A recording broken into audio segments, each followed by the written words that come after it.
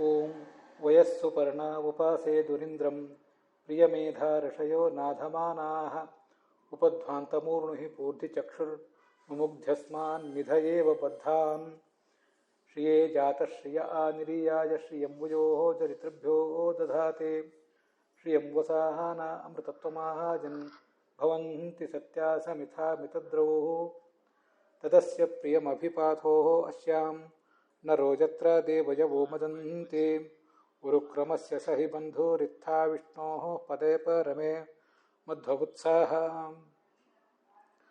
ಭದ್ರಂ ಕರ್ಣೇಭಿಃ ಶೃಣುಯಾಮ ದೇವಾಃ ಭದ್ರಂ ಪಶ್ಯೇಮಾಕ್ಷಭಿರ್ಯಜತ್ರಾಃ ಸ್ಥಿರೈರಂಗೈಃ ಸ್ತುಷ್ಟುಮಾಂಸಸ್ತನೂಭಿರ್ವ್ಯಶೇಮ ದೇವಹಿತಂ ಯದಾಯುಃ.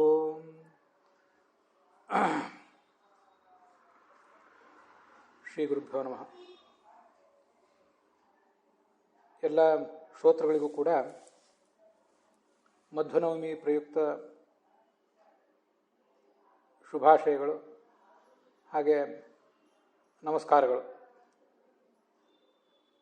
ಆಚಾರ್ಯರ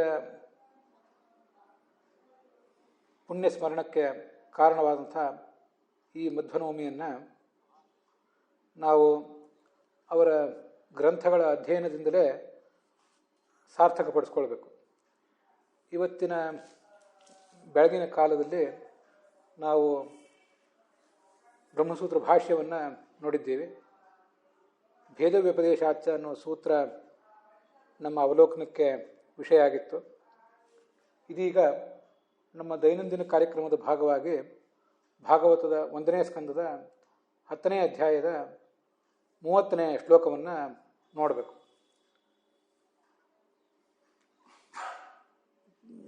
ಕೃಷ್ಣ ಪಾಂಡವರನ್ನು ಅನುಗ್ರಹಿಸಿ ಅವರಿಗೆ ಬಂದ ಆಪತ್ತುಗಳನ್ನು ಕಳೆದು ದ್ವಾರಕೆಗೆ ಹೊರಟು ನಿಂತಿದ್ದ. ಹಸ್ತಿನಾವತಿಯ ಸ್ತ್ರೀಯರು ಆತನನ್ನು ನೋಡಿ ಏನೇನು ಮಾತಾಡಿಕೊಂಡ್ರು, ಶ್ರುತಿಗಳಲ್ಲಿ ಪುರಾಣಗಳಲ್ಲಿ ಆತನ ಮಹಿಮೆ ಹೇಗೆ ವರ್ಣಿತ ಆಗಿದೆ ಅನ್ನುವುದನ್ನು ತಮ್ಮದೇ ಮಾತುಗಳಲ್ಲಿ ಅವರು ಹಿಡಿದಿಟ್ಟರು. ಅದನ್ನೆಲ್ಲ ಈ ಹಿಂದಿನ ಅನೇಕ ಶ್ಲೋಕಗಳಲ್ಲಿ ನಾವು ನೋಡ್ತಿದ್ದೇವೆ. ಈ ಪರಮಪುರುಷನ ಪತ್ನಿಯರು ಹಿಂದಿನ ಜನ್ಮಗಳಲ್ಲಿ ಅನೇಕ ವ್ರತಗಳನ್ನು ಮಾಡಿದ್ದಿರಬೇಕು, ಸ್ನಾನಗಳನ್ನು ಮಾಡಿರಬೇಕು, ದೊಡ್ಡ ದೊಡ್ಡ ಹೋಮಗಳನ್ನು ಮಾಡಿದ್ದಿರಬೇಕು.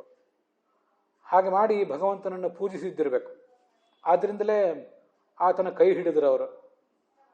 ಮತ್ತು ಆತನ ಜೊತೆಗೆ ಜೀವಮಾನದ ಉದ್ದಕ್ಕೂ ಕೂಡ ಪ್ರೇಮ ಪ್ರಣಯದಿಂದ ಕೂಡಿದಂತಹ ಜೀವನವನ್ನು ನಡೆಸಲಿಕ್ಕೆ ಸಾಧ್ಯ ಆಯಿತು. ಗೋಪಸ್ತ್ರೀಯರು ನಂದಗೋಕುಲದಲ್ಲಿ ವೃಂದಾವನದಲ್ಲಿ ಆತನ ಜೊತೆಗಿದ್ದವರು ಕೆಲವು ಕಾಲ ಮಾತ್ರ ಆತನ ಜೊತೆಗೆ ವಿಹರಿಸಿದರು. ಆ ಕೃಷ್ಣನ ಜೊತೆಗಿನ ವಿಹಾರದ ನೆನಪು ಬಂದ ಕೂಡಲೇ ಅವರಿಗೆ ಮೈ ಮೇಲಿನ ಎಚ್ಚರವೇ ತಪ್ಪಿದಂತಾಗ್ತಿತ್ತು. ಅಂಥ ಕೃಷ್ಣನ ಸಂಘವನ್ನು ಕೊನೆಯವರೆಗೂ ಮಾಡಿದ್ರಲ್ಲ ಈ ಪತ್ನಿಯರು. ಅದೇನು ದೊಡ್ಡ ಪುಣ್ಯ ಅವರು ಮಾಡಿದ್ದಿರಬೇಕು. ವ್ರತ ಸ್ನಾನ ಹೋಮ ಇತ್ಯಾದಿಗಳನ್ನು ಮಾಡಿದ್ದಿರಬೇಕು ಅವರು ಅಂತ ಇವರೆಲ್ಲ ಮಾತಾಡಿಕೊಂಡ್ರು. ಅದರಲ್ಲಿ 29ನೇ ಶ್ಲೋಕ ಈ ಹಿಂದೆ ಸಮಾಪ್ತ ಆಗಿತ್ತು. 30ನೇ ಶ್ಲೋಕವನ್ನು ನಾವೀಗ ನೋಡಬೇಕಾಗಿದೆ. ಯಾ ವೀರ್ಯಶುಲ್ಕೇನ ಹೃತಾ ಸ್ವಯಂವರೇ ಪ್ರಮಥ್ಯ ಚೈದ್ಯ ಪ್ರಮುಖಾನ್ ವಿಶುಷ್ಮಿಣಃ ಪ್ರದ್ಯುಮ್ನ ಸಾಂಬ ಪ್ರಮುಖಾತ್ಮಜಾಃ ಪರಾಯಾಃ ಪ್ರಮುಖಾತ್ಮಜಾಃ ಪರಾಃ ಯಾಶ್ಚಾ ಹೃತಾಃ ಭೌಮವದೇ ಸಹಸ್ರಶಃ. ಈ ಕೃಷ್ಣ 16,108 ಜನರನ್ನು ಮದುವೆ ಮಾಡಿಕೊಂಡಲ್ಲ, ಅದರಲ್ಲಿ ಮೊದಲಿನ ಕೆಲವರು ಕೃಷ್ಣ ತನ್ನ ಪರಾಕ್ರಮವನ್ನು ಮೆರೆದು ಆಯಾ ಕನ್ಯೆಯರನ್ನು ತನ್ನ ಸತಿಯರನ್ನಾಗಿ ಮಾಡಿಕೊಂಡಂಥ ಪ್ರಕರಣಗಳಲ್ಲಿ ಬರ್ತದೆ.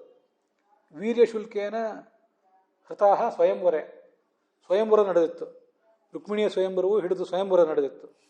ಸ್ವಯಂವರ ನಡೆದಾಗ ಅದಕ್ಕೆ ವೀರ್ಯವೇ ಶುಲ್ಕ ಆಗಿತ್ತು. ಪರಾಕ್ರಮವೇ ವರ ಆದವನು ತನ್ನ ಪರಾಕ್ರಮವನ್ನು ಅಲ್ಲಿ ತೋರಿಸಿ ಆ ಕನ್ಯೆಯನ್ನು ಗೆಲ್ಲಬೇಕಾಗಿತ್ತು. ಅದರಲ್ಲಿ ಪಂಚಪಾಂಡವರ ದ್ರೌಪದಿಯನ್ನೇನು ಗೆದ್ರಲ್ಲ ಅಂಥ ಒಂದು ಸ್ವಯಂವರವೂ ಸೇರಿತ್ತು. ಅರ್ಜುನ ಮತ್ಸ್ಯೇಂದ್ರ ಭೇದನ ಮಾಡಿದ್ನಲ್ಲ, ಅಂಥದ್ದೊಂದು ಭೇದನ ಕೃಷ್ಣನು ಕೂಡ ಮಾಡಿದ್ದ. ಈ 8 ಮದುವೆಗಳಲ್ಲಿ ಅದು ಒಂದು ಮದುವೆ ಸೇರಿದೆ. ಮತ್ತು ಇನ್ನು ಕೆಲವು ಮದುವೆಗಳಲ್ಲಿ ಅವರನ್ನು ಮದುವೆ ಆಗಲಿಕ್ಕೆ ಬಂದಿದ್ದಂಥ ದುಷ್ಟರನ್ನು ಹೊಡೆದು ಓಡಿಸಿ ಇವನು ಮದುವೆ ಆಗಿದ್ದು. ಅವ್ನು ಗೊತ್ತಿರುವಂತೆ ರುಕ್ಮಿಣಿಯನ್ನು ಮದುವೆ ಮಾಡಿಕೊಂಡಾಗ ಅಲ್ಲೇನು ಮತ್ಸ್ಯಂತರ ಭೇದನವೋ ಮತ್ಯಾವುದೋ ಶಿವಧನಸ್ಸನ್ನು ಭಂಗ ಮಾಡುವುದೋ ಮತ್ತೇನೂ ಇರಲಿಲ್ಲ. ವೀರ್ಯ ಅಂದರೆ ಪರಾಕ್ರಮ ಅಂತ ಅನ್ನೋದು ಅಲ್ಲಿ ಶುಲ್ಕ ಆಗಿತ್ತು. ಪರಾಕ್ರಮವನ್ನು ತನ್ನ ಬೀಗರಿಗೆ, ಮಾವ, ಅತ್ತೆಗೆ ಕೊಟ್ಟು ಅದನ್ನೇ ಶುಲ್ಕವನ್ನಾಗಿ ಕೊಟ್ಟು ಮದುವೆ ಮಾಡ್ಕೋಬೇಕು. ಅದರಲ್ಲಿ ಒಂದು ಮತ್ಸ್ಯಂತರ ಭೇದನ ಇದೆ. ಮುಂದೆ ಈ ದ್ರೌಪದಿ ಮತ್ತು ಕೃಷ್ಣನ ಸತಿಯರು ವನವಾಸದಲ್ಲಿ ಒಂದು ಬಾರಿ ಸಂಧಿಸಿದಾಗ ಒಂದು ಪರಸ್ಪರ ಮಾತಾಡ್ಕೋತಾರೆ.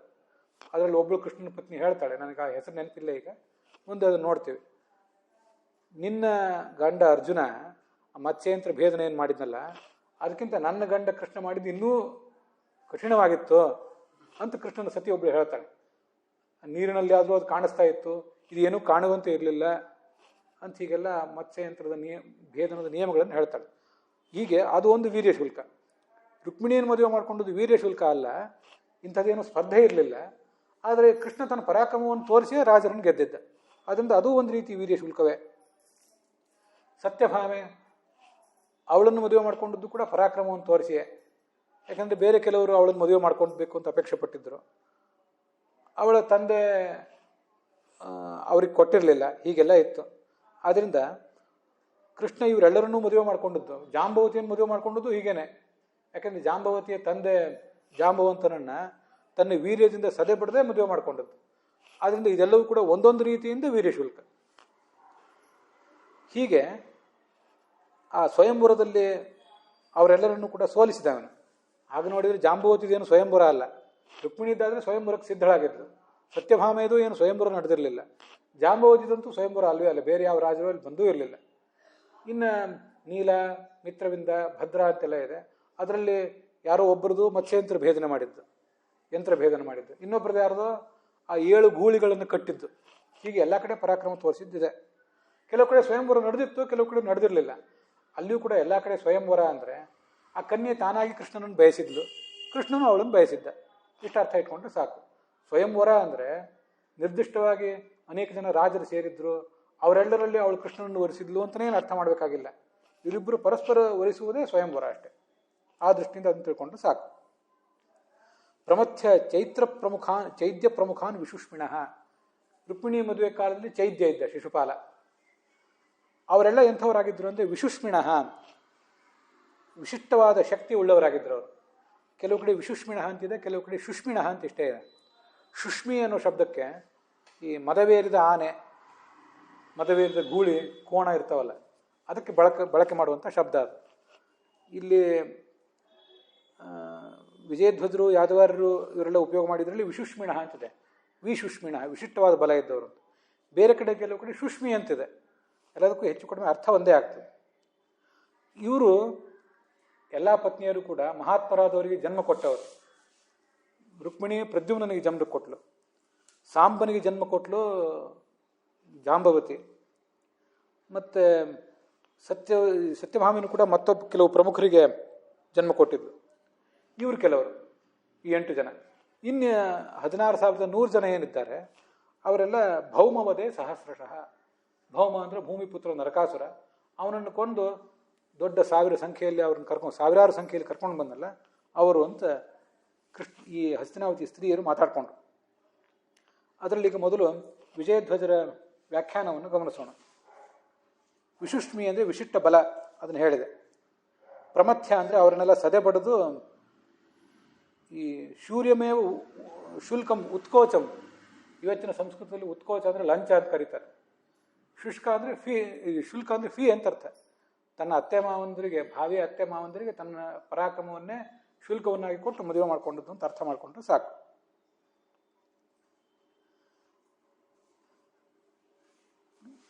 ಯಾಹ ಪರಾಹ ಅಪರಾಹ ಸಹಸ್ರಶಃ ಕಶೇರ್ವಾದಿ ಶತೋತ್ತರ 16 ಸಹಸ್ರ ಸಂಖ್ಯಾ.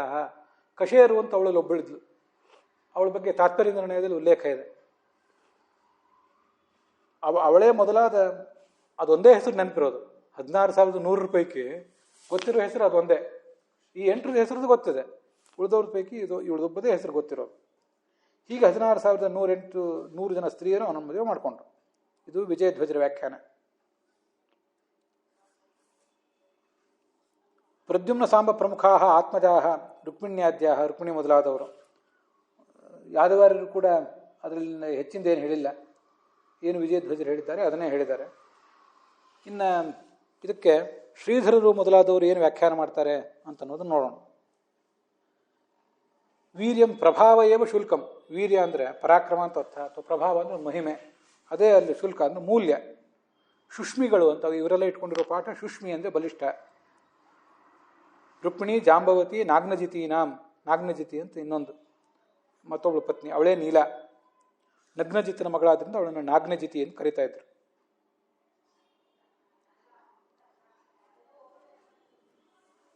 ಇದು ಶ್ರೀಧರರು ಮಾಡಿರೋ ವ್ಯಾಖ್ಯಾನ. ವೀರರಾಘವರ ವ್ಯಾಖ್ಯಾನದಲ್ಲಿ ಶಿಶುಪಾಲ ಪ್ರಭೃತಿಯನ್ನು ಸ್ವಯಂವರೇ ನಿಮಥ್ಯ, ಹೆಚ್ಚಿನ ಮಾತೇನು ಕೇಳಿ ಬರೋದಿಲ್ಲ. ಆದರೆ ಒಂದು ವ್ಯತ್ಯಾಸ ಅವಳು ಹೇಳ್ತಾಳೆ. ಈ ಯಾರ್ಯಾರ ಮಕ್ಕಳು ಯಾರ್ಯಾರು ಅಂತ ಒಂದೆರಡು ಹೇಳ್ತಾರೆ ಅಷ್ಟೇ ಅವರು ವೀರರಾಘವರು. ಪ್ರದ್ಯುಮ್ನ ಪ್ರಸವ ರುಕ್ಮಿಣಿ, ಪ್ರದ್ಯುಮ್ನನ್ನು ಹೆತ್ತವಳು ರುಕ್ಮಿಣಿ, ಸಾಂಬನನ್ನು ಹೆತ್ತವಳು ಜಾಂಬವತಿ, ಆದಿಪದೇನ ಸತ್ಯಭಾಮಾದಿ ಪರಿಗ್ರಹ, ಇಷ್ಟೇ ಹೇಳ್ತಾರೆ. ರಾಧಾಕೃಷ್ಣ ಅನ್ನುವ ವ್ಯಾಖ್ಯಾನಕಾರರು ಬಹುತೇಕ ಈ ಶ್ರೀಧರರ ವ್ಯಾಖ್ಯಾನವನ್ನೇ ಅನುಸರಿಸಿರ್ತಾರೆ. ಅವರ ವ್ಯಾಖ್ಯಾನವನ್ನು ಕೆಲವು ಬಾರಿ ಹೇಳಬೇಕಾದ ಪ್ರಸಂಗ ಇರ್ತದೆ, ಕೆಲವು ಕಡೆ ಅದನ್ನೇನು ಹೇಳುವ ಅಗತ್ಯ ಇರೋದಿಲ್ಲ. ಇದಿಷ್ಟು ಈ ಶ್ಲೋಕವನ್ನು ನೋಡಿದ್ದಾಯಿತು. ಆಚಾರ್ಯರ ಈ ಮಧ್ವನವಮಿ ನಾವೇನು ಆಚರಣೆ ಮಾಡ್ತಾ ಇದ್ದೀವಿ, ಅದರಲ್ಲಿ ಅವರು ರಚನೆ ಮಾಡಿದ್ದನ್ನು ನೋಡಬೇಕಾದ್ದು ಮುಖ್ಯ. ಕೆಲವು ಬಾರಿ ಕಥೆ ನಡೆದಾಗ ತಾತ್ಪರ್ಯ ಭಾಗವತ್ ತಾತ್ಪರ್ಯ ಏನೋ ಅಲ್ಲಿ ಬರೋದಿಲ್ಲ. ಬರದೇ ಇದ್ದಾಗ ಆಚಾರ್ಯ ಹೇಳಿದ ಬೇರೆ ಯಾವುದಾದ್ರು ಕೊಟೇಶನ್ ಬಲವಂತವೇನೋ ನೆನಪು ಮಾಡ್ಕೊಂಡು ಹೇಳಬೇಕಾಗ್ತದೆ. ಆದರೆ ಈ ಮುಂದಿನ ಶ್ಲೋಕದಲ್ಲಿ ಆಚಾರ್ಯರ ಭಾಗವತ್ ತಾತ್ಪರ್ಯ ಏನು ಬರೆದಿದ್ದಾರೆ ಅದೇ ಶ್ಲೋಕವೇ ಸಹಜವಾಗೇ ಬಂದಿದೆ. ಅದೀಗ ನಾವು ಮುಂದಿನ ಶ್ಲೋಕ ನೋಡಬೇಕಾದದ್ದು. ಏತಾಃ ಪುರ ಸ್ತ್ರೀತ್ವಮವಾಪ್ತಯೇ ಸಮಂ ನಿರಸ್ತ ಶೋಕಂ ಬತ ಸಾಧು ಕುರುವತೆ ಯಾಸಾಂ ಗೃಹಾತ್ ಪುಷ್ಕರಲೋಚನಃ ಪತಿ ನಜಾತ್ ತ್ವಪೈತ್ಯಾಕೃತಿಭಿ ಹೃದಿಸ್ಪೃಶನ್ ಅಂತ 31ನೇ ಶ್ಲೋಕ. ಅದಕ್ಕೆ ಇವರು ಯಾರ್ಯಾರು ಏನೇನು ವ್ಯಾಖ್ಯಾನ ಮಾಡಿದ್ದಾರೆ, ಬೇರೆಯವರು ವ್ಯಾಖ್ಯಾನ ಮಾಡಿದ್ದನ್ನು ಮೊದಲು ನೋಡೋಣ. ಸ್ತ್ರೀತ್ವಂ ಅವಾಪ್ತಯೇ, ಈ 16,100 ಜನ ಪತ್ನಿಯರು ತಾವು ಸ್ತ್ರೀಯರಾಗಬೇಕು ಅಂತ ಬಯಕೆಯಿಂದ ತಪಸ್ ಮಾಡಿ ಕೃಷ್ಣನನ್ನು ವರಿಸಿದವರು. ಇದು ನಾವು ಮಾಡಿದ ಅರ್ಥ. ಸ್ತ್ರೀತ್ವಂ ಅವಾಪ್ತಯೇ ಅಂತ ಪಾಠ ವಿಜಯಧ್ವಜರು ಯಾರ್ಯಾರಲ್ಲಿ ಇಟ್ಕೊಂಡದ್ದು. ಆಚಾರ್ಯ ಅದನ್ನೇನು ಹೇಳಿಲ್ಲ, ಪಾಠ ಯಾವುದು ಅಂತ ಹೇಳಲಿಲ್ಲ. ಭಾಗವತ ತಾತ್ಪರ್ಯ ಒಂದು ಶ್ಲೋಕ ಹೇಳಿದ್ದಾರೆ, ಕೂರ್ಮ ಪುರಾಣದಷ್ಟೇ. ಭಾಗವತದ ಪಾಠ ಏನು ಅಂತ ಆಚಾರ್ಯ ಏನು ಹೇಳಲಿಲ್ಲ. ಸ್ತ್ರೀತ್ವಂ ಅವಾಪ್ತಯೇ ಅಂತಿದ್ದಲ್ಲಿ ಬೇರೆ ಪಾಠಗಳಲ್ಲಿ ಏತಾಹ ಪುರ ಸ್ತ್ರೀತ್ವಂ ಅಪಾಸ್ತ ಪೇಶಲಂ ಅಂತ ಪಾಠ ಇಟ್ಕೊಂಡಿದ್ದಾರೆ. ಸ್ತ್ರೀತ್ವಂ ಅಪಾಸ್ತ ಪೇಶಲಂ ಅಂತ. ಏನದು ಪೇಶಲ ಅಂತ ಅನ್ನೋ ಶಬ್ದಕ್ಕೆ ಏನರ್ಥ? ಅದು ಒಂದು ದೊಡ್ಡ ಗೊಂದಲಕ್ಕೆ ಕಾರಣ ಆಗಿದೆ. ಒಬ್ಬೊಬ್ಬರು ಒಂದೊಂದು ರೀತಿ ವ್ಯಾಖ್ಯಾನ ಮಾಡ್ತಾರೆ. ಆಮೇಲೆ ನಿರಸ್ತ ಶೋಕಂ ಅಂತ ಇಲ್ಲಿ ಮುಂದಿದೆ. ಅದಕ್ಕೆ ನಮ್ಮವ್ರು ಏನು ವ್ಯಾಖ್ಯಾನ ಮಾಡಿದ್ದಾರೆ ಅನ್ನೋ ಸರಳವಾಗಿ ಮೊದಲೊಂದು ಸ್ವಲ್ಪ ಹೇಳೋದು ಒಳ್ಳೆಯದು. ಈ 16,100 ಜನ ತಾವು ಸ್ತ್ರೀಯರಾಗಬೇಕು, ಕೃಷ್ಣನ ಸತಿಯರಾಗಬೇಕು ಅಂತ ಬಯಸಿ ಕಠಿಣವಾದ ತಪಸ್ಸು ಮಾಡಿದರು. ಕಠಿಣವಾದ ತಪಸ್ಸು ಮಾಡುವಾಗ ಅವ್ರಿಗೇನಾದ್ರು ಶೋಕ ಆಯಿತಾ? ಶೋಕ ಏನೂ ಆಗಲಿಲ್ಲ. ಸಮಾಧಾನ ಚಿತ್ತರಾಗಿಯೇ ತಪಸ್ಸು ಮಾಡಿದರು. ತಪಸ್ಸು ಮಾಡಿ ಕೃಷ್ಣನನ್ನು ವರಿಸಿದ್ರಲ್ಲ, ಅವ್ರ ಭಾಗ್ಯ ಎಂಥದಿತ್ತು ಅಂದರೆ, ಈ ಕಮಲಲೋಚನಾದ ಕೃಷ್ಣ ಅವರ ಹಾವಭಾವಗಳಿಗೆ ಮನಸೋತವನಂತೆ ಅವ್ರ ಮನೆಯಿಂದ ಹೊರಗೆ ಹೋಗ್ತಿರ್ಲಿಲ್ಲ. ಯಾವತ್ತೂ ಅವ್ರವ್ರ ಮನೆಯಲ್ಲೇ ಇರ್ತಿದ್ದ. ಅದಕ್ಕೆ ನಾರದರೇ ಸಾಕ್ಷಿಯಾಗಿದ್ದಾರೆ. 10ನೇ ಸ್ಕಂದದಲ್ಲಿ ಅದನ್ನು ನಾವು ನೋಡ್ತೀವಿ. ಇದು ಆ ಶ್ಲೋಕ. ನಿರಸ್ತ ಶೋಕಂ, ಏನೂ ದುಃಖವಿಲ್ಲದೆ ತಪಸ್ಸು ಮಾಡಿದ್ರು ಅಂತ ಬಂತಲ್ಲ. ಇಲ್ಲಿ ಕೆಲವು ಕಡೆ ನಿರಸ್ತ ಶೌಚಂ ಅಂತ ಪಾಠ ಇದೆ. ಇದೇ ಆ ಬರೆಯುವಾಗ ಹೆಚ್ಚು ಕಡಿಮೆ ಆಗಿ ಮಾಡುವ ಪಾಠಗಳು, ಪ್ರಮಾದಗಳು. ಇಡೀ ಸ್ತ್ರೀ ಜಾತಿ ಹೇಗಿದೆ ಅಂದರೆ ಅದು ಅಪಾಸ್ತ ಪೇಶಲ ಮತ್ತು ನಿರಸ್ತ ಶೌಚ ಅಂತ 2 ವಿಶೇಷಣ ಕೊಟ್ಟಿದ್ದಾರೆ ಇವರೆಲ್ಲ ಉಳಿದ ವ್ಯಾಖ್ಯಾನಕಾರರು. ಅದಕ್ಕರ್ಥ ವಿಗತ ಸ್ವಾತಂತ್ರ್ಯಂ, ಸ್ತ್ರೀಗೆ ಸ್ವಾತಂತ್ರ್ಯವಿಲ್ಲ. ಪೇಶಲ ಅಂದರೆ ಸ್ವಾತಂತ್ರ್ಯ ಅಂತ ಅರ್ಥ ಇಟ್ಕೊಂಡಿದ್ದಾರೆ. ನಿರಸ್ತ ಶೋಕಂ ಅನ್ನೋದ್ರ ಬದಲಾಗಿ ನಿರಸ್ತ ಶೌಚಂ ಅಂತ ಅರ್ಥ ಇಟ್ಕೊಂಡಿದ್ದಾರೆ. ಮಡಿಯ ಮೇಲಿಗೆ ಶೌಚ ಶುದ್ಧಿ ಅವ್ರಿಗೆಲ್ಲಿದೆ, ಏನಿಲ್ಲ ಅಂತ ಅವ್ರ ಭಾವನೆ. ಮುಂದೆ ಅದು ನೋಡೋಣ. ಮೂಲತಃ ಸ್ತ್ರೀ ಸಂಕುಲಕ್ಕೆ ಏನೂ ಸ್ವಾತಂತ್ರ್ಯ ಇಲ್ಲ, ಏನೂ ಶೌಚ ಇಲ್ಲ. ಆದರೆ ಅಂಥ ಸ್ತ್ರೀ ಜಾತಿಯನ್ನು ಇವರು ಕೃಷ್ಣನ ಕೈ ಹಿಡಿಯುವ ಮೂಲಕ ಸ್ತ್ರೀ ಜಾತಿಗೊಂದು ಗೌರವ ತಂದು ಕೊಟ್ಟರು. ಕೇಳಲಿಕ್ಕೆ ಚೆನ್ನಾಗೇ ಇದೆ. ಹೀಗೆಲ್ಲ ಅರ್ಥ ಮಾಡಿದ್ದಾರೆ. ಯಾಕೆ ಅಂದರೆ ಆಹೃತಿ, ನಾವಿಲ್ಲಿ ಆಕೃತಿ ಅಂತ ವಿಜಯಧ್ವಜರು ಯಾದವಾರು ಇಟ್ಕೊಂಡಿರೋ ಪಾಠ. ಆಕೃತಿ ಅಂದರೆ ಆಕಾರ, ದೇಹದ ಅಂಗಾಂಗಗಳು ಇವೆಲ್ಲ. ಉಳಿದವ್ರ ಪಾಠ ಇಟ್ಕೊಂಡಿರೋದು ಆಹೃತಿ ಅಂತ. ಈ ಆಹೃತಿ ಅಂದರೆ ವ್ಯವಹಾರ ಅಂತ ಅರ್ಥ. ಪ್ರೇಯಸಿ ಪ್ರಿಯಕರನ ಎದುರಿಗೆ, ಹೆಂಡತಿ ಗಂಡನ ಎದುರಿಗೆ ಮಾಡಬೇಕಾದ ವ್ಯವಹಾರಗಳು ಹೇಗೆ ನಡ್ಕೋಬೇಕು ಹಾಗೆ ಆ ಥರ ನಡ್ಕೊಂಡು ಅವನು ಮನೆಗೆದ್ದರು. ಇವನು ಕೂಡ ಅವರ ಮನೆ ಮುಟ್ಟುವಂತೆ ವ್ಯವಹಾರ ಮಾಡಿದ. ಮತ್ತೆ ಅವರ ಮನೆಯಿಂದ ಆತ ಹೊರಗೆ ಹೋಗ್ತಿರ್ಲಿಲ್ಲ ಅಂತ ಇವರು ರಾಧಾಕೃಷ್ಣರು ವ್ಯಾಖ್ಯಾನ ಮಾಡಿದ್ದಾರೆ. ಪೇಶಲ ಅಂದರೆ ಸ್ವಾತಂತ್ರ್ಯ ಅಂತ ಅರ್ಥ ಹೇಳಿದ್ದಾರೆ. ಆಯ್ತು, ನಿಮ್ಮ ಮುಂದೆ ವೀರರಾಘವರು ಮತ್ತು ಶ್ರೀಧರರು ಏನು ಅರ್ಥ ಹೇಳ್ತಾರೆ ಅಂತ ನೋಡೋಣ.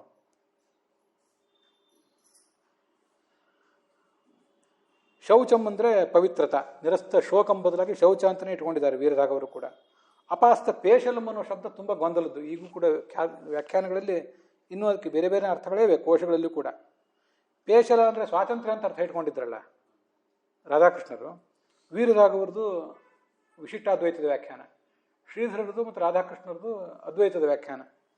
ಅದರಲ್ಲಿ ಪೇಶಲ ಅಂದರೆ ಮಾರ್ಧವ, ಅಪಾಸ್ತ ಪೇಶಲಂ, ಅವ್ರಿಗೇನು ಮಾರ್ಧವ ಇರೋದಿಲ್ಲ, ಸ್ವಲ್ಪ ಕ್ರೂರರು, ದುರ್ಬುದ್ಧಿಯವರು ಅಂತ ಹಿಂಗೇನೋ ಹೇಳಿದಂತೆ ಕಾಣಿಸ್ತದೆ.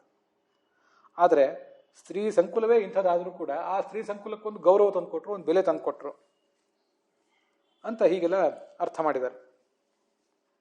ಆಹೃತಿ ಅಂದರೆ ಆ ಕೃಷ್ಣ ರುಕ್ಮಿಣಿ ಏಹಿ, ಹೇ ರುಕ್ಮಿಣಿ ಏಹಿ, ಬಾ ನನ್ನ ಜೊತೆ ಇರು, ವ್ಯವಹಾರ ಮಾಡು ಅಂತ ಹೀಗೆಲ್ಲ ಅವಳನ್ನು ಒಲಿಸಿಕೊಳ್ಳುವ ಮೂಲಕ ಅವಳ ಮನ ಮುಟ್ಟಿ. ವ್ಯಾಹೃತಿ ಅಂದರೆ ಮಾತು ಅಂತ ಅರ್ಥ. ರುಕ್ಮಿಣಿಯ ಜೊತೆಗೆ ಕೃಷ್ಣ ಆಡಿದ ಒಂದು ಮಾತನ್ನು, ಸಂಭಾವ್ಯವಾದ ಮಾತನ್ನು ಅವರು ವೀರರಾಘವರು ಬರೆದಿದ್ದಾರೆ ಅಷ್ಟೆ.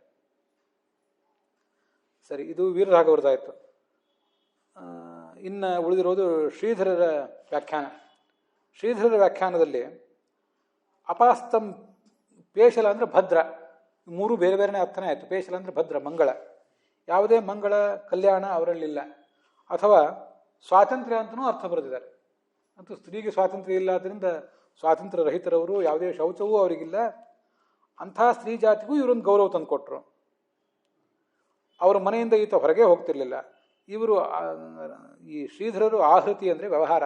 ಯಾವುದು ಅಂದರೆ ಪಾರಿಜಾತ ಆಹರಣ ಮೊದಲಾದವುಗಳನ್ನು ಮಾಡಿ ಆಯಾ ಸ್ತ್ರೀಯರ ಮನೆಗೆದ್ದು ಅವರು ಮನೆಯಿಂದಲೇ ಹೊರಗೆ ಹೋಗ್ತಿರ್ಲಿಲ್ಲ ಅಂತ ಈಗ ಅರ್ಥ ಬರೀತಾರೆ. ಸರಿ, ಇದಿಷ್ಟು ಎಲ್ಲ ವ್ಯಾಖ್ಯಾನಕಾರರು ಮಾಡಿದ್ದಾಯಿತು. ಇಲ್ಲಿ ಇದಕ್ಕೇನು ಅರ್ಥ? ಸ್ತ್ರೀತ್ವ ಅಪಾಸ್ತ ಪೇಶಲಂ ಅಂತ ನಮ್ಮ ದೃಷ್ಟಿಯಲ್ಲಿ ಪಾಠ ಇಲ್ಲವೇ ಇಲ್ಲ. ಆಚಾರ್ಯ ಹೇಳಿಲ್ಲ. ಆದರೆ ವಿಜಯಧ್ವಜರು ಮತ್ತು ಯಾದವಾರರು ಇಟ್ಕೊಂಡು ಪಾಠ ಅಪಾಸ್ತ ಪೇಶಲಂ ಅಲ್ಲ, ಸ್ತ್ರೀತ್ವಂ ಅವಾಪ್ತಯೇ. ಅದೇ ಅಂದರೆ ಸ್ತ್ರೀತ್ವವನ್ನು ಪಡೀಲಿಕ್ಕಾಗಿ ತಾವು ಸ್ತ್ರೀಯರಾಗಬೇಕು, ಕೃಷ್ಣನ ಸತಿಯರಾಗಬೇಕು ಅಂತ ಬಯಸಿಯೇ ತಪಸ್ ಮಾಡಿದರು. ಅದೇ ಇಲ್ಲಿ ಒಂದು ವೇಳೆ ಅಪಾಸ್ತ ಪೇಶಲಂ ಅಂತಿದ್ರೆ ಅದಕ್ಕೇನು ಅರ್ಥ ಆಗ್ತದೆ? ಆ ಪಾಠ ಇಲ್ಲ, ನಮ್ಮ ದೃಷ್ಟಿಯಲ್ಲಿ ಆ ಪಾಠ ಇಲ್ಲ. ಆದರೂ ಏನಾಗ್ತದೆ ಅಂತ ಸಂಸ್ಕೃತ ಭಾಷೆಯನ್ನು ಅಭ್ಯಾಸ ಮಾಡುವ ದೃಷ್ಟಿಯಿಂದ ಅದನ್ನೂ ಒಂದ್ಸರಿ ನೋಡಿದೆ. ಪೇಶಲ ಅಂದರೆ ಮಾರ್ಧವ, ಪೇಶಲಂ ವಚಃ, ಮೃದುವಾದ ಭಾವಯುಕ್ತವಾದ ಮಾತು, ಹೀಗೆಲ್ಲ ಅರ್ಥ ಬರ್ತದೆ. ಅದಿರಲಿ. ಮತ್ತು ಪೇಶಲ ಅಂತ ಅನ್ನೋದಕ್ಕೆ ಇನ್ನೊಂದಕ್ಕೆ ಅದು ವ್ಯಕ್ತಿಗೆ ವಿಶೇಷಣ ಆದಾಗ ಚತುರ, ಕ್ಲೆವರ್, ಸ್ವಲ್ಪ ದುರ್ಬುದ್ಧಿ ಇದ್ದವನು ಅಂತ ಹೀಗೆಲ್ಲ ಅರ್ಥ ಆಗ್ತದೆ. ದುರ್ಬುದ್ಧಿ ಅಂತ ಅರ್ಥ ಆಗದೆ ಹೋಗಿದ್ರು ಕೂಡ ಇನ್ನೋಸೆಂಟ್ ಅಲ್ಲ. ಹಾಗಾದರೆ ಅಪಾಸ್ತ ಪೇಶಲ ಅಂದರೆ ಇನ್ನೋಸೆಂಟ್ ಅಂತ ಅರ್ಥ ಅಷ್ಟೆ. ಮುಗ್ಧರಾದ ಸ್ತ್ರೀಯರು ಮುಗ್ಧರು ಅಂತ ಅರ್ಥ. ಅದಕ್ಕೆ ಆ ಪಾಠ ಹೌದೋ ಅಲ್ಲೋ ವಿಚಾರ ಬೇರೆ, ಆ ಪಾಠ ನಮ್ಮಲ್ಲಿಲ್ಲ. ಆದರೂ ಕೂಡ ಅಪಾಸ್ತ ಪೇಶಲಂ ಅನ್ನೋ ಶಬ್ದಕ್ಕೆ ಯಾರಿಗೆ ಕ್ಲೆವರ್ನೆಸ್ ಇಲ್ವೋ, ಯಾರು ಮುಗ್ಧರಾಗಿದ್ದಾರೋ ಅಂಥ ಸ್ತ್ರೀಯರು ಅಂತ ಆ ಅರ್ಥ ಹೆಚ್ಚು ಚೆನ್ನಾಗಿರ್ತದೆ ಓದೋದಕ್ಕಿಂತ. ಸ್ವಾತಂತ್ರ್ಯ ಇಲ್ಲ, ಸ್ವಾತಂತ್ರ್ಯ ಅನ್ನೋ ಅರ್ಥವೇ ಅಲ್ಲೆಲ್ಲೂ ಕಾಣಿಸೋದಿಲ್ಲ, ಕೋಶದಲ್ಲೆಲ್ಲೂ ಕಾಣಿಸೋದಿಲ್ಲ. ಅವರು ಅದು ಯಾಕೆ ಬರೆದಿದ್ದಾರೆ ಗೊತ್ತಾಗಲ್ಲ. ಪುರುಷರಷ್ಟು ಚತುರರಲ್ಲ, ಇನ್ನೋಸೆಂಟ್ ಸ್ವಭಾವದವರು, ಮುಗ್ಧರಾದವರು ಅಂತ ಅಷ್ಟರ್ಥ ಸ್ತ್ರೀತ್ವಂ ಅಪಾಸ್ತ ಪೇಶಲಂ ಅನ್ನೋದನ್ನು ಹೊಂದುತ್ತದೆ. ಸರಿ, ನಿರಸ್ತ ಶೋಚಂ ಅಂತಿದೆ, ನಿರಸ್ತ ಶೋಕಂ ಅಂತ ನಾವು ಇಟ್ಕೊಂಡಿರೋ ಪಾಠ. ದುಃಖ ಏನೂ ಆಗಲಿಲ್ಲ ಅವ್ರಿಗೆ ತಪಸ್ ಮಾಡಲಿಕ್ಕೆ, ಸಂತೋಷವಾಗೇ ಮಾಡಿದರು. ಅದು ಉಳಿದವರು ಅದನ್ನು ನಿರಸ್ತ ಶೌಚಂ ಅಂತ ಮಾಡಿದಾರಲ್ಲ, ಅವರಿಗೆ ಯಾವುದೇ ಮಡಿ ಮೇಲಿಗೆ ಸ್ವಚ್ಛತೆ, ಭಾವಶುದ್ಧಿ, ದೇಹಶುದ್ಧಿ ಇಲ್ಲ ಅಂತ. ಅದು ಹಾಗೆ ಮಾಡಬೇಕಾದ್ದೇನಿಲ್ಲ. ಅದನ್ನು ನಮ್ಮಲ್ಲಿ ಕನ್ನಡದಲ್ಲಿ ಅನುವಾದ ಮಾಡುವಾಗ ಸಮಸ್ತ ಸ್ತ್ರೀ ಸಂಕುಲವನ್ನು ಕೂಡ ಯಾಕೆ ನಿರಸ್ತ ಶೌಚ ಅನ್ಬೇಕು, ಅವರಿಗೆ ಶೌಚ ಇಲ್ಲ ಅಂತ ಯಾಕೆ ಅನ್ಬೇಕು? ಅನ್ನಬಾರದು. ಯಾಕೆಂದರೆ ಉತ್ತಮ ಸ್ತ್ರೀಯರಿಗೆ ವೇದಾಧಿಕಾರ ಇದೆಯಲ್ಲ. ಉತ್ತಮ ಸ್ತ್ರೀಯರಿಗೆ ವೇದಾಧಿಕಾರ ಇರೋದ್ರಿಂದ ಸಮಸ್ತ ಸ್ತ್ರೀ ಸಂಕುಲವನ್ನೇ ನಿರಸ್ತ ಶೌಚವಿಲ್ಲದವರು, ಮಡಿಮೇಲಿಗೆ ಇಲ್ಲದವರು, ಸ್ವಚ್ಛತೆ ಇಲ್ಲದವರು, ಅಂತರಂಗ ಬಹಿರಂಗ ಶುದ್ಧಿ ಇಲ್ಲದೆ ಇದ್ದವರು ಅಂತ ಯಾಕೆ ಅನ್ಬೇಕು ಅಂತ ನಮ್ಮ ಟಿಪ್ಪಣಿಗಳಲ್ಲಿ, ಅನುವಾದಗಳಲ್ಲಿ ಅದನ್ನು ಸಮರ್ಥನೆ ಮಾಡಿದ್ದಾರೆ. ಅದರ ಮೇಲೆ ನಂದೊಂದು ಆಲೋಚನೆ ಇದೆ. ಉತ್ತಮ ಸ್ತ್ರೀಯರಿಗೆ ವೇದಾಧಿಕಾರ ಇರಬಹುದು, ಈ ನಮ್ಮ ಸ್ತ್ರೀಯರಿಗೆ ವೇದಾಧಿಕಾರ ಇಲ್ವಲ್ಲ. ಆದ್ದರಿಂದ ಆ ಉತ್ತಮ ಸ್ತ್ರೀಯರಿಗೆ ವೇದಾಧಿಕಾರ ಇದೆ ಅಥವಾ ಅಧಮ ಸ್ತ್ರೀಯರಿಗೆ ಇಲ್ಲ ಅನ್ನುವುದು ಆ ಸ್ತ್ರೀಯರು ಅಂತರಂಗ ಬಹಿರಂಗ ಶುದ್ಧಿ ಉಳ್ಳವರೋ ಹೌದೋ ಅಲ್ಲೋ ಅಂತ ಅನ್ನೋದನ್ನೇನು ತೀರ್ಮಾನ ಮಾಡೋದಿಲ್ಲ. ವಸ್ತುತಃ ವೇದಾಧಿಕಾರ ಅನ್ನೋದು ದೊಡ್ಡ ವಿಷಯನೇ ಅಲ್ಲ. ಇದು ನಂದೊಂದು ದೃಷ್ಟಿಕೋನ. ಭಾರತಂ ಬ್ರಾಹ್ಮಣಾದೀನಾಂ ವೇದಾರ್ಥ ಪರಿವಿತ್ತಯೇ ತಯೇವ ವೇದಾಸ್ತ್ವನ್ಯೇಷಾಂ ನರ್ತೆ ತತ್ ಕಸ್ಯಚಿತ್ ಸುಖಂ ಅಂತ ಭಾಗವತ ತಾತ್ಪರ್ಯದಲ್ಲಿ ಇದೆ. 1ನೇ ಸ್ಕಂದದಲ್ಲಿ 2ನೇ 3ನೇ ಅಧ್ಯಾಯದಲ್ಲಿ ಹೇಳಿರೋ ಮಾತು. ಮಹಾಭಾರತ ಏನಿದೆ ಅದು ಎಲ್ರಿಗೂ ಬೇಕು. ಹೇಗೆ ಅಂದರೆ ವೇದಾಧಿಕಾರಿ ಯಾರಿಗಿದೆ ಆ ವೇದವನ್ನು ಡಿಕೋಡ್ ಮಾಡಲಿಕ್ಕಾಗಿ, ಅರ್ಥ ಮಾಡ್ಕೊಳ್ಳಿಕ್ಕಾಗಿ ಮಹಾಭಾರತ ಬೇಕು. ಇತಿಹಾಸ ಪುರಾಣಾಭ್ಯಾಂ ವೇದಂ ಬ್ರಹ್ಮಯೇತ್. ಇತಿಹಾಸ ಪುರಾಣಗಳ ಮೂಲಕ ಅಂದರೆ ಪಂಚರಾತ್ರ, ಮಹಾಭಾರತ, ಪುರಾಣ ಅಂದರೆ ಭಾಗವತ, ಇವುಗಳ ಮೂಲಕ ನಾವು ವೇದವನ್ನು ಅರ್ಥ ಮಾಡ್ಕೊಳ್ಬೇಕು. ಯಾರಿಗೆ ಇತಿಹಾಸ ಪುರಾಣಗಳ ಅಧ್ಯಯನ ಇಲ್ಲ ಅವರನ್ನು ನೋಡಿ ವೇದ ಹೆದರ್ತದೆ ಅಂತ ಬಂದಿದೆ. ಆದ್ದರಿಂದ ವೇದಾಧಿಕಾರ ಇದ್ದವರಿಗೆ ವೇದದ ಅರ್ಥ ತೀರ್ಮಾನ ಮಾಡಲಿಕ್ಕೆ ಮಹಾಭಾರತ, ಭಾಗವತ ಬೇಕು. ಯಾರಿಗೆ ವೇದಾಧಿಕಾರ ಇಲ್ಲ ಅವರಿಗೆ ಮಹಾಭಾರತವೇ ವೇದ ಸಮಾನ ಬಂದಿದೆ. ಆದ್ದರಿಂದ ವೇದಾಧಿಕಾರ ಇಲ್ಲ ಅನ್ನುವುದು ಯಾವುದೇ ಉತ್ತಮ, ವೇದಾಧಿಕಾರ ಇದೆ ಅನ್ನುವುದು ಯಾವುದೇ ಉತ್ತಮ ಸ್ತ್ರೀಯ ಹೆಗ್ಗಳಿಕೆನೂ ಏನಲ್ಲ. ವೇದಾಧಿಕಾರ ಇಲ್ಲ ಅನ್ನುವುದು ಇವರ ತೆಗಳಿಕೆನೂ ಏನಲ್ಲ. ಸ್ವಲ್ಪ ತಿದ್ದುಪಡಿ ಹೇಳೋದಾದರೆ ಉತ್ತಮ ಸ್ತ್ರೀಯರಿಗೆ ವೇದಾಧಿಕಾರ ಇದೆ, ಆದ್ದರಿಂದ ಅವರು ಶ್ರೇಷ್ಠರು ಅಂತ ಅನ್ಬೋದು. ಇವ್ರಿಗೆ ವೇದಾಧಿಕಾರ ಇಲ್ಲ ಅಂತ ಮಾತ್ರಕ್ಕೆ ಇವರನ್ನೇನು ನಾವು ನಿಂದನೆ ಮಾಡಬೇಕಾಗಿಲ್ಲ. ನಂದೊಂದು ದೃಷ್ಟಿಕೋನದಂತೆ ಈ ಒಂದು ಕಡೆ ಪರಮಾತ್ಮ ಪುರುಷ ರೂಪನೂ ಆಗಿದ್ದಾನೆ, ಸ್ತ್ರೀ ರೂಪನೂ ಆಗಿದ್ದಾನೆ. ಅವನಿಗೆ ಲಕ್ಷ್ಮೀದೇವಿಯಿಂದ ಪ್ರಾರಂಭ ಮಾಡಿಕೊಂಡು ಅನೇಕ ಸ್ತ್ರೀ ದೇವತೆಗಳು, ಸ್ತ್ರೀ ಜೀವರು ಅವನಿಗೆ ಪ್ರತಿಬಿಂಬರಾಗಿದ್ದಾರೆ. ಚತುರ್ಮುಖ ಬ್ರಹ್ಮನಿಂದ ಆರಂಭ ಮಾಡಿಕೊಂಡು ಅವನ ಪುರುಷ ರೂಪಕ್ಕೆ ಪ್ರತಿಬಿಂಬರಾಗಿದ್ದಾರೆ. ಇದರ ತಾತ್ಪರ್ಯ ನಿರ್ಣಯದಲ್ಲಿ 1, 2, 3 ಅಧ್ಯಾಯಗಳೆಲ್ಲ ಬಂದಿದೆ. ಈ ಸ್ತ್ರೀಯರು ಕೂಡ ಸಮಾನವಾಗಿಯೇ ಭಗವಂತನಿಗೆ ಪ್ರತಿಬಿಂಬರಾಗಿದ್ದಾರೆ. ಅವರೇನು ಪುರುಷರಿಗಿಂತ ಕಡಿಮೆಯನ್ನು ಪ್ರತಿಬಿಂಬರಾಗಿಲ್ಲ. ಯಾರು ಮುಕ್ತಿಯೋಗ್ಯರಾಗಿದ್ದಾರೆ ಅವರು ಭಗವಂತನಂತೆ ಜ್ಞಾನಾನಂದಮಯರು. ಆ ದೃಷ್ಟಿಯಿಂದ ಅವನಿಗೆ ಸಮಾನರು ಅನ್ನೋದು ಪುರುಷರಿಗೂ ಸಮಾನ, ಸ್ತ್ರೀಯರಿಗೂ ಸಮಾನ. ಕೆಲವರಾದರೂ ಸ್ತ್ರೀಯರು, ವೇದಾಧಿಕಾರ ಇಲ್ಲದ ಸ್ತ್ರೀಯರು, ನಮ್ಮ ಸ್ತ್ರೀಯರು ಏನಿದ್ದಾರಲ್ಲ, ದೇವತೆಗಳು ಋಷಿಗಳು ಅವ್ರನ್ನ ಬಿಟ್ಟು ಬಿಡೋಣ. ವೇದಾಧಿಕಾರ ಇಲ್ಲದ ನಮ್ಮ ಸ್ತ್ರೀಯರು ಏನು ಕೆಲವರಿದ್ದಾರೆ, ಅವರು ವೇದಾಧಿಕಾರ ಇರುವಂಥ ಕೆಲವು ಪುರುಷರಿಗಿಂತಾದರೂ ಮಿಗಿಲಾಗಿದ್ದಾರೆ ಅಂತ ನನ್ನ ಭಾವನೆ. ನೀವು ಕೇಳಿದರೆ ಅದೇನು ಸರ್ ಇದನ್ನ ಹೇಗೆ ಸಮರ್ಥನೆ ಮಾಡ್ತೀರಿ, ಎಲ್ಲಿದೆ ಅಂತ ಯಾರು ಕೇಳ್ಬೋದು. ಆದರೂ ನನಗೆ ಹೀಗೆ ಅನಿಸಿದ್ದನ್ನು ಹೇಳ್ತೇನೆ. ಅಂದರೆ ಪ್ರಶ್ನೆ ಇರುವುದು ವೇದವನ್ನು ನೀವು ಓದ್ತಿದ್ದೀರೋ ಮಹಾಭಾರತ ಓದ್ತಿದ್ದೀರೋ ಅಂತ ಪ್ರಶ್ನೆ ಅಲ್ಲ. ಓದಿದ್ರಿಂದ ಏನು ಜ್ಞಾನ ಪಡ್ಕೊಂಡಿದ್ದೀರಿ ಅನ್ನೋದು ಮುಖ್ಯ. ವೇದಾಧಿಕಾರ ಇರುವ ಪುರುಷರು ವೇದಾಧ್ಯಯನ ಮಾಡಲೇಬೇಕು. ಕೆಲವು ಸ್ತ್ರೀಯರಿಗೆ ವೇದಾಧಿಕಾರ ಇಲ್ಲದೆ ಹೋದರೂ ಕೂಡ ಮಹಾಭಾರತ ಭಾಗವತಾದಿಗಳನ್ನೇ ಅವರು ಶ್ರವಣ ಮಾಡಿ ಅದನ್ನೇ ತಮಗೆ ಯಾವ ರೀತಿ ಉಚಿತನೋ ಆ ರೀತಿಯಾಗಿ ಅದನ್ನು ತಾವು ಬಳಕೆಗೆ ತಂದುಕೊಂಡು ವೇದಾಧಿಕಾರ ಇರುವ ಕೆಲವು ಪುರುಷರಿಗಿಂತ, ಎಲ್ಲ ಪುರುಷರಿಗಿಂತ ನಾನು ಹೇಳ್ತಿಲ್ಲ, ಕೆಲವು ಪುರುಷರಿಗಿಂತ ಅವರು ಹೆಚ್ಚಿನ ಜ್ಞಾನವನ್ನು ಸಂಪಾದನೆ ಮಾಡಬಹುದು. ಅಂತೂ ವ್ಯಕ್ತಿಯ ಯೋಗ್ಯತೆ ಅನ್ನೋದು ಜ್ಞಾನ ಅವನು ಮಾಡುವ ಶ್ರವಣ ಮನನ ಧ್ಯಾನಗಳನ್ನು ಅವಲಂಬಿಸಿದೆ. ಹೊರತು ವೇದದಿಂದ ಜ್ಞಾನ ಪಡ್ಕೊಂಡಿದ್ದಾನೋ ಮಹಾಭಾರತದಿಂದ ಜ್ಞಾನ ಪಡ್ಕೊಂಡಿದ್ದಾನೆ ಅನ್ನೋದನ್ನೇನೂ ಅವಲಂಬಿಸಿಲ್ಲ ಅಂತ ನನ್ನ ಭಾವನೆ. ಇದು ಯಾರ್ಯಾರು ಕಿವಿಗೆ ಬೀಳ್ತದೆ ಅವ್ರು ಇದ್ರ ಬಗ್ಗೆ ಇನ್ನಷ್ಟು ವಿಮರ್ಶೆ ಮಾಡಬೇಕು. ಈ ಥರದ ನೇರವಾದ ಮಾತುಗಳನ್ನು ಆಚಾರ್ಯಲ್ಲಿ ಹೇಳಲಿಲ್ಲ, ಟಿಪ್ಪಣಿಗಳೆಲ್ಲೂ ಈ ಥರದ ಮಾತೇನು ಬಂದಿಲ್ಲ. ಆದ್ದರಿಂದ ಜ್ಞಾನ ಎಲ್ಲಿಂದ ಬರ್ತದೆ ಅನ್ನೋದು ಮುಖ್ಯ ಅಲ್ಲ, ಎಷ್ಟು ಜ್ಞಾನ ಬರ್ತದೆ ಅನ್ನೋದು ಮುಖ್ಯ. ಅದರಿಂದ ಅವರು ಶ್ರೇಷ್ಠರನ್ನು ತೀರ್ಮಾನ ಆಗ್ತಾರೆ. ಮತ್ತು ಉಳಿದವರು ಯಾರಾದರೂ ಬೇರೆ ಮತೀಯರು, ನಮ್ಮಲ್ಲೇ ಬೇರೆ ಯಾರಾದರೂ ಆಗಲಿ, ಅವರು ಮಹಾಭಾರತ ಭಾಗವತಾದಿಗಳಿಗಿಂತ ಅಪೌರುಷೇಯವಾದ ವೇದಕ್ಕೆ ಹೆಚ್ಚು ಮಹತ್ವ ಕೊಡ್ತಾರೆ.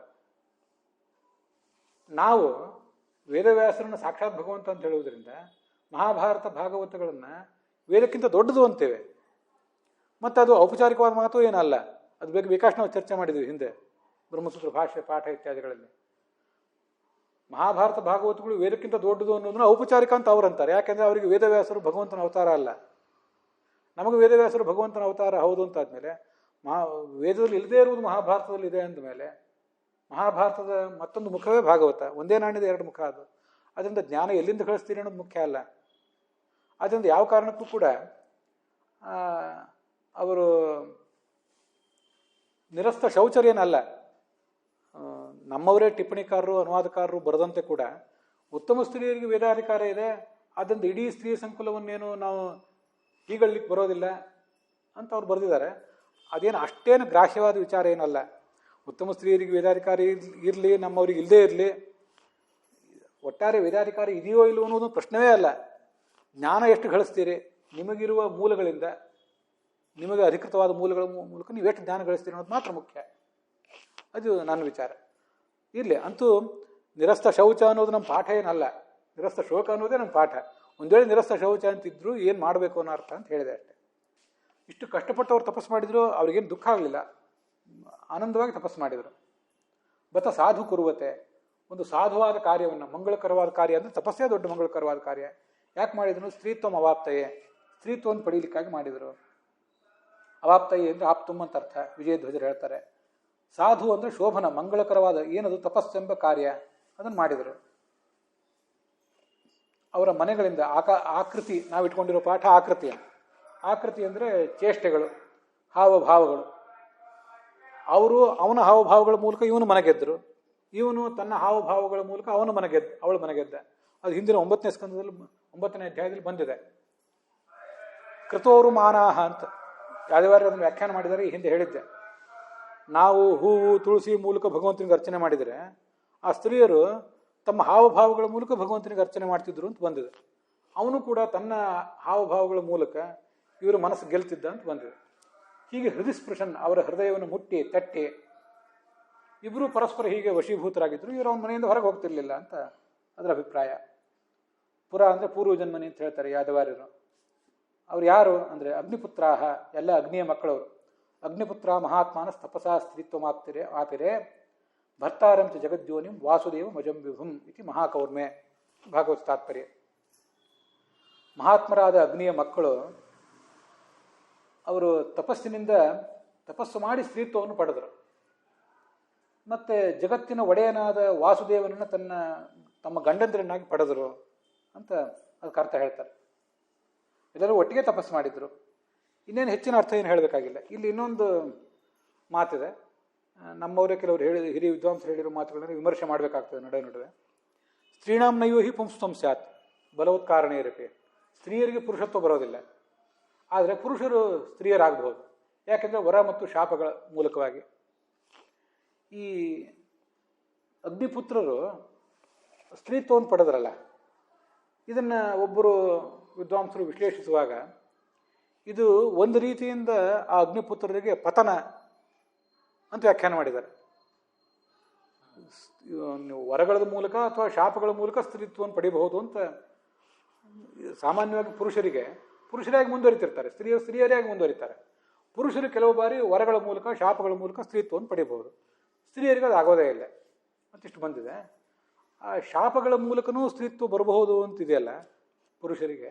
ಈ ಅಗ್ನಿಪುತ್ರರು ಸ್ತ್ರೀತ್ವವನ್ನು ಪಡೆದದ್ದು ಒಂದು ರೀತಿಯಿಂದ ಅವರಿಗೆ ಅಧಃಪತನ ಅಂತ ಮಾತಾಡಿದ್ದಾರೆ ನಮ್ಮವರೇ ಒಬ್ಬರು. ಹಾಗೆ ಹೇಳ್ತಾರೆ, ಅಭಿಪ್ರಾಯ ಪಡ್ತಾರೆ. ಎಲ್ಲರೂ ನಮ್ಮ ಗೌರವಕ್ಕೆ ಪಾತ್ರರೇ. ಆದರೆ ನಾನು ಬೇರೆ ಜನ ಹಿರಿಯ ವಿದ್ವಾಂಸರು, ನಮ್ಮ ಸ್ವಾಮಿಗಳು ಅವರು ಇದ್ದಾಗ ಅವ್ರ ಜೊತೆ ಮಾತಾಡಿದ್ದೆ. ಇದೇನು ಅಧಃಪತನ ಅಲ್ಲ, ಯಾವ ರೀತಿಯಿಂದ ಅಧಃಪತನ ಅಲ್ಲ. ಇದು ಅವರ ಉತ್ಸಾಹ ಸ್ಥಿತಿಗೆ ಕಾರಣ ಆಗ್ತದೆ. ಭಗವಂತನ ಜೊತೆಗೆ ಸತಿಯರಾಗಿ ಬದುಕುವುದು ಅಂದರೆ ಪತನ ಅಂತ ನಾವು ಅನ್ಕೋಬಾರ್ದು. ಯಾವ ದೃಷ್ಟಿಯಿಂದ ಪತನ ಅಂತ ಅನ್ಕೋಬಾರ್ದು. ನಾವು ನಿತ್ಯ ಭಗವಂತನನ್ನು ಪ್ರತಿಮಾ ಮುಖದಲ್ಲಿ ಆರಾಧನೆ ಮಾಡ್ತೀವಿ, ಅಗ್ನಿಮುಖದಲ್ಲಿ ಆರಾಧನೆ ಮಾಡ್ತೀವಿ, ಶಾಸ್ತ್ರದ ಮುಖದಲ್ಲಿ ಭಗವಂತನ ಆರಾಧನೆ ಮಾಡ್ತೀವಿ. ಇದಕ್ಕಿಂತ ಹೆಚ್ಚಿನ ತಾದಾತ್ಮ್ಯ ಅವರಿಗೆ ಭಗವಂತನ ಸತಿಯರಾದಾಗ ಅವ್ರಿಗೆ ಬರ್ತದೆ. ಆದ್ರಿಂದ ಅಂಥದನ್ನು ಅವರು ಬೇಕಂತೆ ಬಯಸಿ ವಿಚಾರ ಮಾಡಬೇಕು. ಯಾರೋ ಒಬ್ಬ ಹಾದಿ ಬೀದಿಲಿ ಹೋಗೋ ಸುಂದರ ಪುರುಷನನ್ನು ಬಯಸಿ ನಾವು ಅವನ ಪತ್ನಿಯರಾಗಬೇಕು ಅಂತ ಇವ್ರು ಯಾರೂ ಬಯಸಿದ್ದಲ್ಲ. ಇವನು ಜಗದೊಡೆಯ ಅಂತ ಅವ್ರಿಗೆ ಗೊತ್ತು. ಅವನ ಪತ್ನಿಯರಾಗಬೇಕು ನಾವು ಬಯಸಿ ಮಾಡಿದ್ದೇವೆ. ಅವನ ಆರಾಧನೆಯಿಂದ ನಮಗೆ ಮುಕ್ತಿ ಅಂತ ಗೊತ್ತಿದೆ ಇವರಿಗೆ. ಈ ಬ್ರಹ್ಮನ ಜಿಜ್ಞಾಸೆಯನ್ನೇ ನಾವು ಮಾಡಬೇಕು. ಇವನೇ ಬ್ರಹ್ಮ, ಜನ್ಮಾದ್ಯಸೇತ, ಇವನದೇ ಜನ್ಮಾದಿಗಳಾಗ್ತವೆ. ಇವನು ಶಾಸ್ತ್ರ ಯೋನಿ ಅಂತ ಅವ್ರಿಗೆ ಗೊತ್ತು, ಎಲ್ಲವೂ ಗೊತ್ತಿದ್ದು ಅವರು ಸ್ತ್ರೀತ್ವವನ್ನು ಪಡೆದು ಅವನ ಆರಾಧನೆ ಮಾಡಿದರು. ಅಂದರೆ ಅದರ ಪತನ ಅಲ್ಲ, ಅದು ಯಾವ ಕಾಲಕ್ಕೂ ಅದು ಪತನ ಅಲ್ಲ. ಅದನ್ನು ತಮ್ಮ ಉಚ್ಛ್ರಾಯ ಸ್ಥಿತಿಗಾಗಿಯೇ, ಅವರು ತಮ್ಮ ಆಧ್ಯಾತ್ಮಿಕ ಏಳಿಗೆಗಾಗಿಯೇ ಮಾಡಿದ್ದದು. ಉಳಿದವರಂತೆ ನಾವು ಸಂಸಾರದಲ್ಲಿ ಗೃಹಸ್ಥಾಶ್ರಮ ಪ್ರವೇಶ ಮಾಡಿದಾಗ ಕೆಲವು ಹೊತ್ತಾದರೂ ಮೈ ಮರೆತು ಬಿಡ್ತೇವೆ ಸ್ತ್ರೀಯರು ಪುರುಷರು. ಹಾಗೆ ಭಾಗವತ ತಾತ್ಪರ್ಯ ಹೇಳುವಂತೆ, ಭಾಗವತ ತಾತ್ಪರ್ಯದಲ್ಲಿ 11ನೇ ಸ್ಕಂದದಲ್ಲಿ ಆಚಾರ್ಯರು ಆ ಮಾತು ಹೇಳ್ತಾರೆ. ದೈವೇ ಪುತ್ರಾತ್ವ ಮಾನುಷೆ, ಮನುಷ್ಯರಲ್ಲಿ ನಡೆಯುವ ದಾಂಪತ್ಯ ಏನಿದೆ ಅದಕ್ಕೆ ಪುತ್ರ ಸಂತಾನ ಆಗಬೇಕು, ಆವಾಗಲೇ ಭಗವಂತನಿಗೆ ತೃಪ್ತಿ. ಆದರೆ ದೇವತೆಗಳಲ್ಲಿ ಪುತ್ರ ಸಂತಾನ ಆಗಬೇಕು ಅಂತಿಲ್ಲ. ಯಾಕಂದ್ರೆ ಈಗಾಗಲೇ ಅವ್ರಿಗೆ ಪುತ್ರ ಸಂತಾನ ಆಗಬೇಕಾದ್ದೆಲ್ಲ ಆಗಿ ಹೋಗಿದೆ. ಮತ್ತೆ ಇಂದ್ರನಿಗೇರು ಇನ್ಯಾರು ಮಕ್ಕಳು ಮೊಮ್ಮಕ್ಕಳು ಅದು ಮುಂದುವರಿಯೋದಲ್ಲ. ಸೃಷ್ಟಿ ಆರಂಭದಲ್ಲಿ ಅದು ಆಗಿ ಹೋಗಿದೆಯಲ್ಲ, ಅದೇನೋ ಜಯಂತನ ಮಕ್ಕಳು ಮೊಮ್ಮಕ್ಕಳು ಅದೆಲ್ಲಿ ಮುಂದುವರೆದಿಲ್ಲ. ಮತ್ತೆ ಅವ್ರಿಗೆ ಸಂತಾನ ಏನಿಲ್ಲ. ಕೇವಲ ಅವರು ದಾಂಪತ್ಯ ಏನು ನಡೆಸ್ತಾರೆ, ದಾಂಪತ್ಯದಿಂದಲೇ ಭಗವಂತನ ತೃಪ್ತಿ ಆಗ್ತದೆ, ಭಗವಂತ ಸಂತೋಷ ಪಡ್ತಾನೆ ಅಂತಿದೆ. ಇನ್ನು ವಿಚಾರ ಮಾಡಬೇಕು. ಇಂದ್ರ ತನ್ನ ಶಚಿ ಜೊತೆಗೆ ನಡೆಸುವ ದಾಂಪತ್ಯದಿಂದ ಭಗವಂತನ ಆರಾಧನೆ ಆಗ್ತದೆ. ಮತ್ತೆ ಹಾಗಾದರೆ ಒಬ್ಬ ದೇವತೆ, ಅಗ್ನಿಪುತ್ರರಂತ ಒಬ್ಬ ದೇವತೆ ಭಗವಂತನ ಜೊತೆಗೆ ದಾಂಪತ್ಯ ನಡೆಸಿದರೆ ಅದು ಭಗವಂತನ ಪೂಜೆ ಆಗ್ತದೆ. ಮತ್ತೇನು ಪ್ರತ್ಯೇಕ ಹೇಳಬೇಕಾಗಿದೆ? ಯಾವ ರೀತಿಯಿಂದ ಒಂದು ಅಧಪತನ ಏನಲ್ಲ ಅದು ಅಂತ. ಹೀಗೆ ಅದ್ರ ಬಗ್ಗೆ ಒಂದಷ್ಟು ಅಂಶವನ್ನು ಗಮನಿಸಬೇಕು. ಅಲ್ಲಿ ಸ್ತ್ರೀತ್ವಂ ಅವಾಪ್ತಯೇ ಅಂತಿದೆ. ಅದೊಂದು ಮಾತು ನನಗೆ ಏನೋ ಸ್ವಲ್ಪ ಗಂಟ್ಲಲ್ಲಿ ಉಳಿದಿದೆ. ಈಗ ಅವಾಪ್ತಿ ಅಂದರೆ ಹೊಂದುವಿಕೆ. ಸ್ತ್ರೀತ್ವಂ ಅವಾಪ್ತಯೇ ಅನ್ನೋದು ಸಂಸ್ಕೃತ ದೃಷ್ಟಿಯಿಂದ ಯಾಕೋ ಅಷ್ಟು ಹೊಂದಾಣಿಕೆ ಆಗೋದಂತಲ್ಲ. ಸ್ತ್ರೀತ್ವಸ್ಯ ಅವಾಪ್ತಿ ಅಂತ ಹೇಳಬೇಕು. ಸ್ತ್ರೀತ್ವಂ ಆಪ್ತಂ, ಇದು ಇಂಗ್ಲೀಷಿನ ಭಾಷೆಯಲ್ಲೂ ಹಾಗೆ, ಕನ್ನಡ ಭಾಷೆಯಲ್ಲೂ ಎಲ್ಲನೂ ಹಾಗೇನೆ. ಅವಾಪ್ತಿ ಅನ್ನೋದು ತಿನ್ ಪ್ರತ್ಯಯಂತವಾದ ಸ್ತ್ರೀಲಿಂಗ ಶಬ್ದದ ಚತುರ್ಥಿ ವಿಭಕ್ತಿ. ಅದಕ್ಕೆ ಸ್ತ್ರೀತ್ವಸ್ಯ ಅವಾಪ್ತಿ ಅಂತ ಹೇಳಬೇಕಾಗಿತ್ತು. ಸ್ತ್ರೀತ್ವಂ ಅವಾಪ್ತಿ ಅಂತ ಯಾಕೆ ಹೇಳಿದ್ದಾರೆ? ಆಚಾರ್ಯರ ಬಗ್ಗೆ ಏನೂ ಹೇಳಲಿಲ್ಲ. ಯಾಕಂದ್ರೆ ಭಾಗವತದ ಪಾಠ ಏನು ಅಂತ ಹೇಳಲಿಲ್ಲ ಅವರು. ಭಾಗವತದ ಆಂತರ್ಯ ಏನು ಅಂತ ಮಾತ್ರ ಹೇಳಿದರು. ಅವಾಪ್ತಯೇ ಅಂದರೆ ಅವಾಪ್ತಯೇ ಅಂತ ಚತುರ್ಥಿ ವಿಭಕ್ತಿಂತವಾದ ಶಬ್ದಕ್ಕೆ ಆಪ್ತುಮ್ ಅಂತ ತುಮನ್ ಪ್ರತ್ಯಯ ಅಂತವಾದ ಶಬ್ದ ಮಾತ್ರ ಇಟ್ಕೊಂಡು ವ್ಯಾಖ್ಯಾನ ಮಾಡಿದ್ದಾರೆ ವಿಜಯಧ್ವಜರು ಯಾದವಾರ್ಯರು. ಆದ್ದರಿಂದ ಸ್ತ್ರೀತ್ವಂ ಅವಾಪ್ತಯೇ ಅನ್ನೋದ್ರ ಬದಲಾಗಿ ಸ್ತ್ರೀತ್ವ ಸಮಾಪ್ತಯೇ, ಸ್ತ್ರೀತ್ವವನ್ನು ಪಡೆಯುವುದಕ್ಕಾಗಿ ಸಮಸ್ತ ಪದ ಹೋಗ್ಬಿಟ್ರೆ ಸಮಸ್ಯೆ ಇಲ್ಲ, ವ್ಯಸ್ತ ಪದ ಆದಾಗ ಸಮಸ್ಯೆ. ಹೀಗಿರಬಹುದೇನೋ ಅಂತ ನನಗೊಂದು ಗುಮಾನಿ ಅಷ್ಟೇ. ಅದನ್ನೇನು ಬಗೆಹರಿಸ್ಕೊಳ್ಳಿಕ್ಕೆ ಏನು ದೃಢವಾದ ಸೋರ್ಸ್ ನಮ್ಮಂಥ ಸಾಮಾನ್ಯರ ಹತ್ರ ಇರೋದಿಲ್ಲ. ಅದು ಹೀಗಿರಬಹುದು. ಯಾಕೆ ಹಾಗಿದೆ? ವಿಚಿತ್ರವಾದ ವ್ಯಾಕರಣ ಹೀಗೆ ಯಾಕಿದೆ?